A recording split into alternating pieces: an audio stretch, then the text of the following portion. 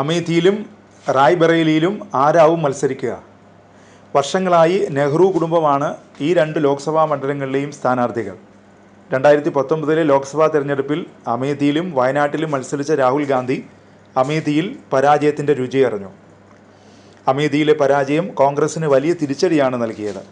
വലിയ രാഷ്ട്രീയ വിജയമായി BJP അമേഠിയിലെ വിജയം ഉയർത്തിക്കാട്ടുകയും ചെയ്തു. കേന്ദ്രമന്ത്രി സ്മൃതി ഇറാനിയാണ് കഴിഞ്ഞ തവണ അമേഠിയിൽ രാഹുലിനെ തോൽപ്പിച്ചത്.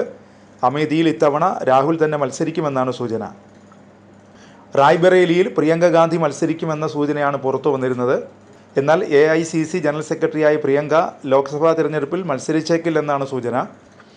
ഉത്തർപ്രദേശിലെ അമേഠി, റായ്ബറേലി ലോക്സഭാ സീറ്റുകളിലേക്കുള്ള സ്ഥാനാർത്ഥി പ്രഖ്യാപനം നീണ്ടുപോവുകയാണ്. അതിനിടെയാണ് പ്രിയങ്ക മത്സരരംഗത്തേക്കില്ലെന്ന വാർത്തകൾ പുറത്തു വരുന്നത്. തിരഞ്ഞെടുപ്പ് പ്രചാരണത്തിൽ ശ്രദ്ധ കേന്ദ്രീകരിക്കാനാകും പ്രിയങ്കയുടെ തീരുമാനം എന്നാണ് അറിയുന്നത്. ഇത് സംബന്ധിച്ച് ഹൈക്കമാൻഡിൻ്റെ അന്തിമ തീരുമാനം ഉടനുണ്ടാകും. അമേഠിയിലും റായ്ബറേലിയിലും മെയ് 20-നാണ് തെരഞ്ഞെടുപ്പ്. ഏപ്രിൽ 26-ന് തെരഞ്ഞെടുപ്പ് നടന്ന കേരളത്തിലെ വയനാട് ലോക്സഭാ സീറ്റിൽ നിന്നാണ് രാഹുൽ ഗാന്ധി രണ്ടാം തവണയും ജനവിധി തേടിയത്.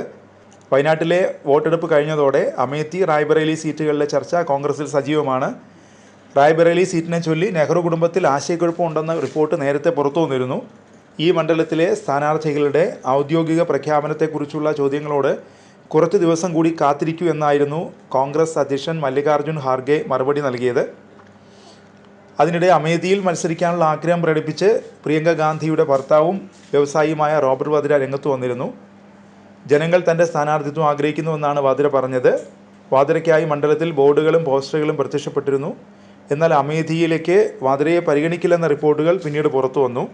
അതിനിടെ അമേഠിയിൽ NDA സ്ഥാനാർത്ഥിയായി ഇത്തവണയും ജനവിധി തേടുന്ന കേന്ദ്രമന്ത്രി സ്മൃതി ഇറാനി നോമിനേഷൻ സമർപ്പിച്ചു. ജനങ്ങൾ BJPയെയും നരേന്ദ്രമോദിയെ അനുഗ്രഹിക്കുമെന്ന് നോമിനേഷൻ സമർപ്പിച്ച ശേഷം സ്മൃതി ഇറാനി പറഞ്ഞു. കഴിഞ്ഞ 5 വർഷം അമേഠിയിലുണ്ടായ നേട്ടങ്ങൾ അവർ എണ്ണിപ്പറഞ്ഞു. പ്രധാനമന്ത്രി ആവാസ് യോജനയിൽ 1,14,000 വീടുകൾ വെച്ച് നൽകി. 1.5 ലക്ഷം വൈദ്യുതി കണക്ഷനുകൾ നൽകിയെന്നും സ്മൃതി ഇറാനി പറഞ്ഞു.